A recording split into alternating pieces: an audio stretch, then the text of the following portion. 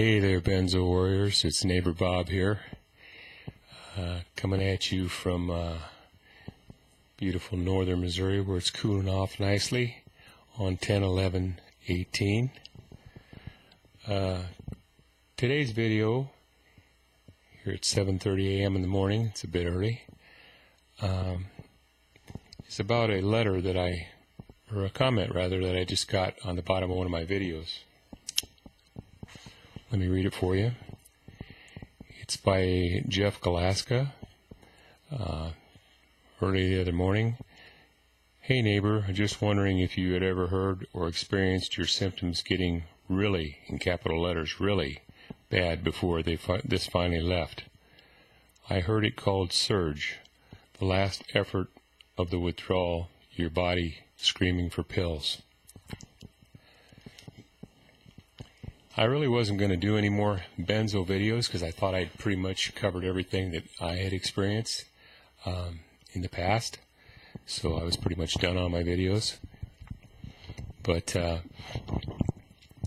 decided to go ahead when something like this comes up that it rings a bell in my head and go, well, I could speak to this. So I'm gonna tell you, John, yes, I very much did experience a surge before. I thought I covered this in another video. I had to go back and look. It's called the calm after the storm, I believe. I did a video. I didn't cover it in there. I thought I did. I sort of alluded to it, but I didn't really cover it. Yes, for me anyway, there was a surge, and I did not know what it was at the time. I did not know what most of my exposure even was the whole time that I had benzo withdrawal. Until the very end, I got into, looking it up and talking to some people. I was just white-knuckled through it. I feel sorry for people that had to go through it like I did, because I didn't really have the support that many of you have linked up with others with. But yes, John, very much so.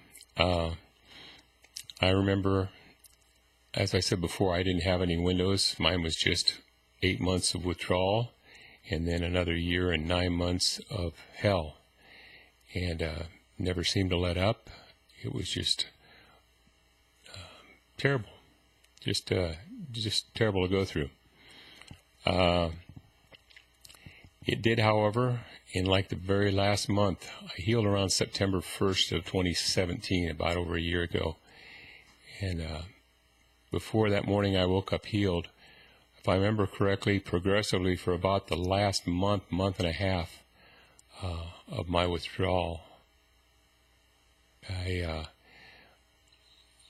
had, everything was terrible. My depersonalization was terrible. My derealization, the tinnitus in my head, the screaming, ringing in my ears was terrible. The whole withdrawal, anxiety through the roof, grinding my teeth, couldn't sleep more than a couple hours a night. Even that sleep sucked. Afraid of everything, just really timid, afraid of everything. You name it, I was afraid of it. Felt like a 200-pound guy. Felt like a little 11-year-old kid, maybe not even that good. And just when I thought it couldn't get any worse, around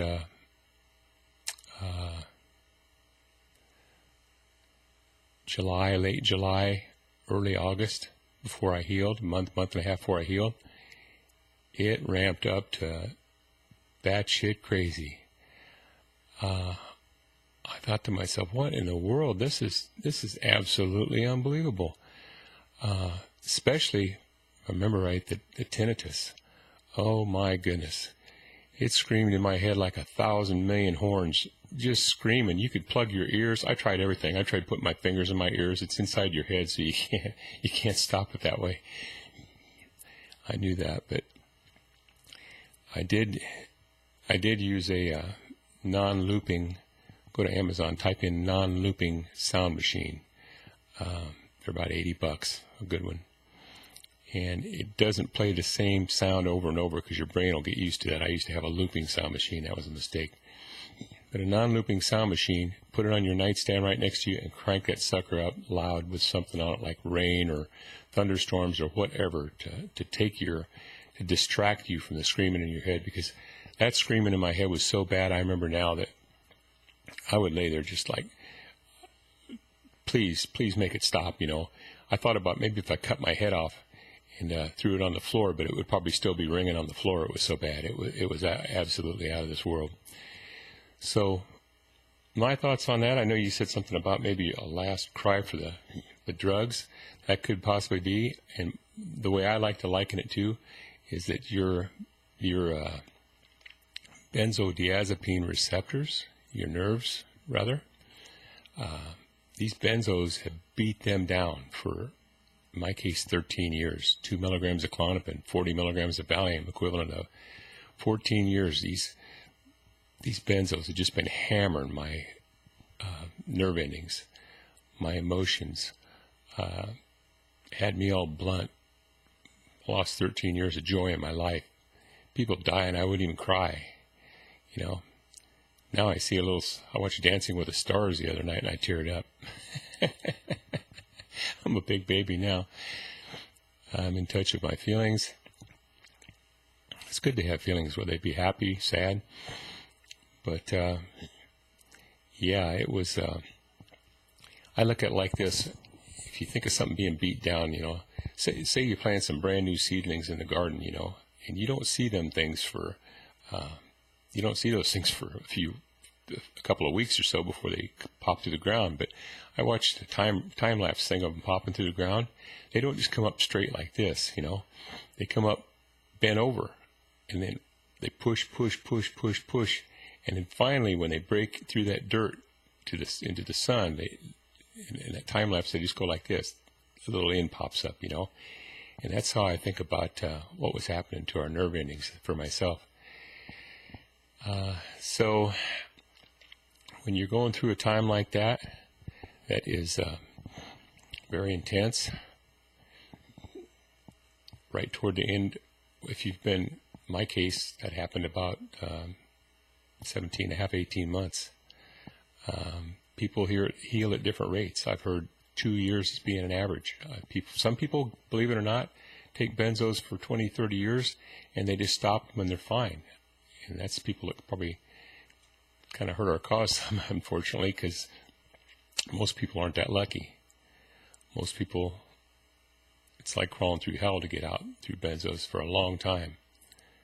In my case, more like about 2.5 years from the time I started tapering off them to begin with. I decided I wasn't sleeping good on them, and I thought, why be taking them? But when I started to taper off them, I'm glad I read something taper off them. I thought I could just quit, because I quit a bunch of times when I started water fast and didn't go through any withdrawal at all while I was on the water fast. So that's another video. But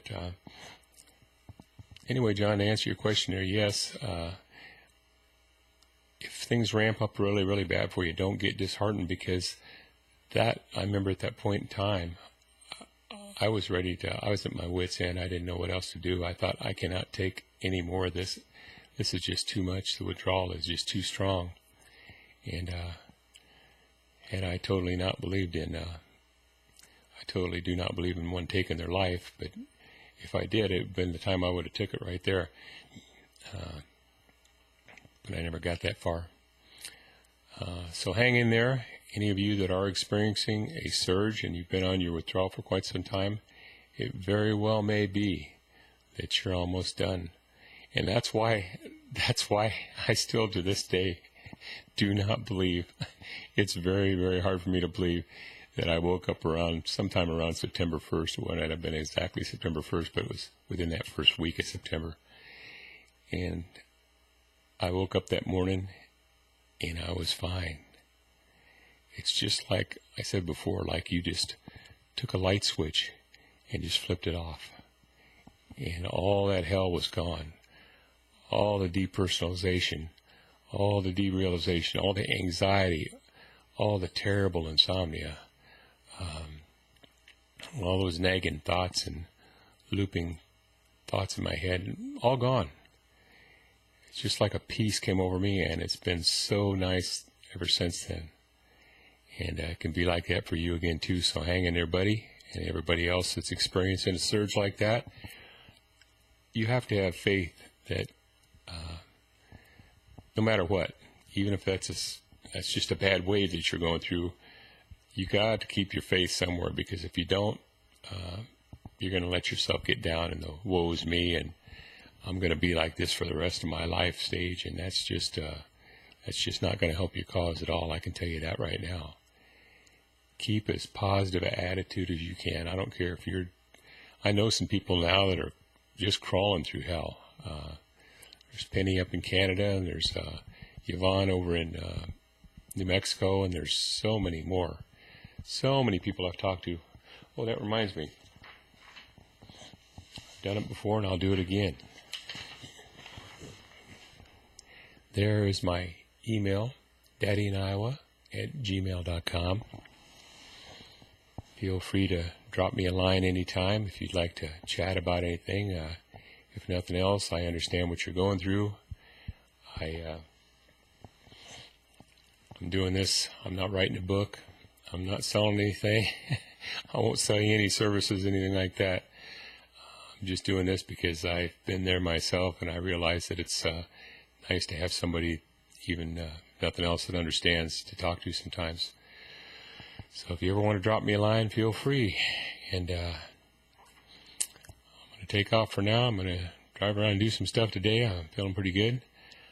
And you guys take care. And remember, if seems like nobody else loves you, neighbor Bob does.